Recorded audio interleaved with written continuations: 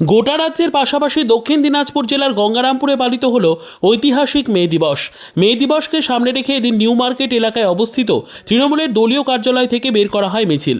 এরপর মিছিলটি গঙ্গারামপুর শহরের বিভিন্ন এলাকা পরিক্রমা করে বাসস্ট্যান্ড এলাকায় এসে শেষ হয়।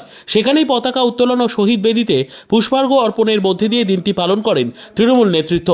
অনুষ্ঠানে উপস্থিত ছিলেন পৌরসভার চেয়ারম্যান প্রশান্ত মিত্র, টাউন তৃণমূল কংগ্রেস সভাপতি বিপ্লব সেন, ব্লক তৃণমূল কংগ্রেস সভাপতি শঙ্কর সরকার, ছাত্রনেতা কৌশিক সাহা সহ অন্যান্যরা।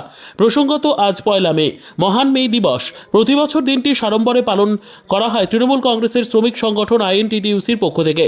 সেই মতো আজ বৃহস্পতিবার গঙ্গারামপুর শহরের বিভিন্ন প্রান্তে পতাকা উত্তোলন, শহীদ বেদিতে পুষ্পার্ঘ্য অর্পণ ও মিছিলের মধ্যে দিয়ে দিনটি পালন করল তৃণমূল কংগ্রেস নেতাকর্মীরা।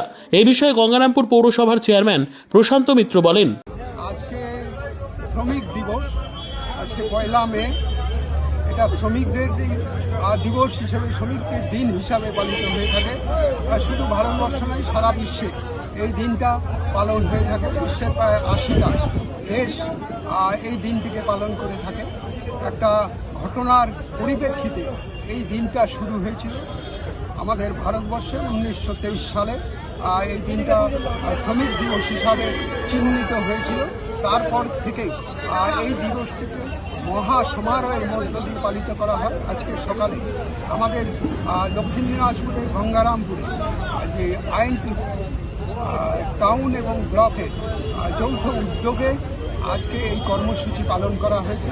একটা সুন্দর শোভাযাত্রার মধ্য দিয়ে এবং পরবর্তীকালে পথসভার মধ্য দিয়ে আজকের এই মে দিবস পালন করা হয়েছে। গঙ্গারামপুর থেকে অমিত মহন্তের রিপোর্ট, উত্তর বাংলা সংবাদ।